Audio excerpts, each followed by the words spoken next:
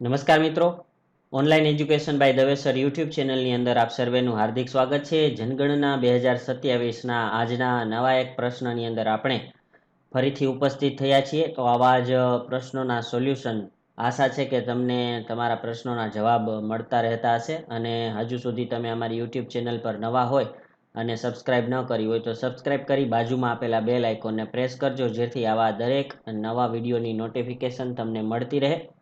અહીંયા તમને આપવામાં આવેલું છે કે રહેઠાણ સાથે અન્ય ઉપયોગ હોય તેવા કિસ્સામાં તમારે શું કરવાનું છે.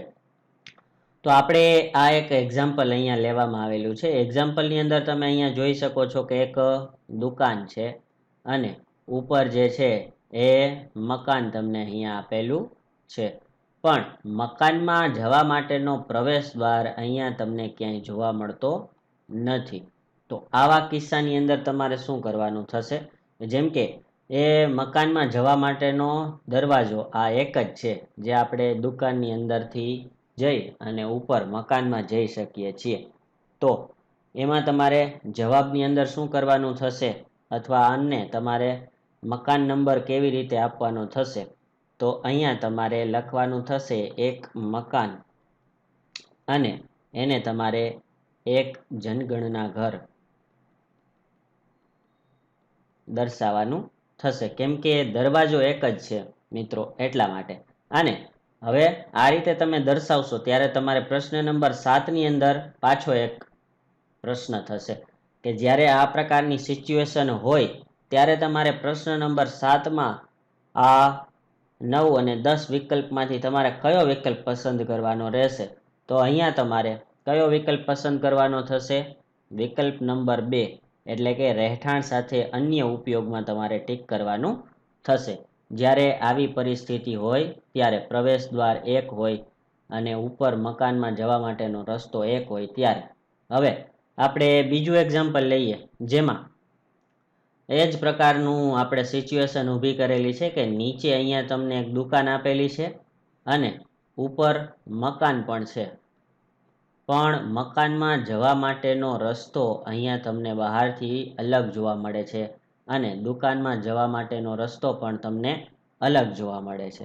તો આવા કિસ્સાની અંદર તમારે શું કરવાનું થશે? જેમ કે મકાનમાં જવા માટેનો રસ્તો પણ અલગ છે અને દુકાનમાં જવા માટેનો રસ્તો પણ અલગ આપેલો છે.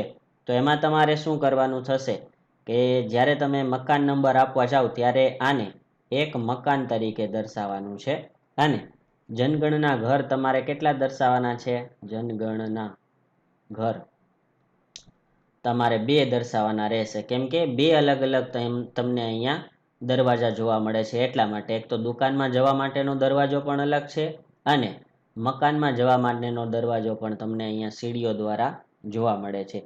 એટલા માટે તમારે એક મકાન અને જનગણના ઘર તમારે દર્શાવવાના થશે 2. હવે આવી સિચ્યુએશનની અંદર તમારે પ્રશ્ન નંબર 7માં શું દર્શાવવાનું થશે? તો ચાલો અહીંયા તમે ખાસ ધ્યાનથી જોજો. જેમ કે ઉપરના કિસ્સામાં અહીંયા તમને ઘર આપેલું છે અને તેમનો દરવાજો પણ અલગ છે, તો આનું ફોર્મ પણ તમે અલગથી ભરશો. ત્યારે ઘરમાં તમારે ટીક કરવાનું થશે 1 નંબર, એટલે કે રહેઠાણ. અને જ્યારે તમે દુકાનનું ફોર્મ ભરો છો, જ્યારે તમે અહીંયા નીચે રહેલી દુકાનનું ફોર્મ ભરો છો ત્યારે તમારે શું ટીક કરવાનું થશે?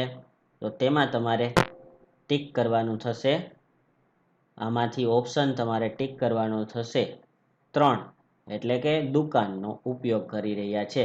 તો આ પ્રકારે તમારે 2 અલગ અલગ ફોર્મમાં પ્રશ્ન નંબર 7માં આ પ્રકારે તમારે ટીક કરવાનું થશે.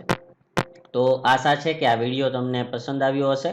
તો વધુને વધુ લાઈક કરજો અને કંઈ પણ તમારા પ્રશ્ન હોય તો તમે અમને કમેન્ટ કરી અને પૂછી શકો છો. અને આ વિડીયોને વધુને વધુ એવા મિત્રો સુધી શેર કરજો કે જેમને આવા પ્રશ્નોનું સોલ્યુશન મળી રહે. આવજો મિત્રો.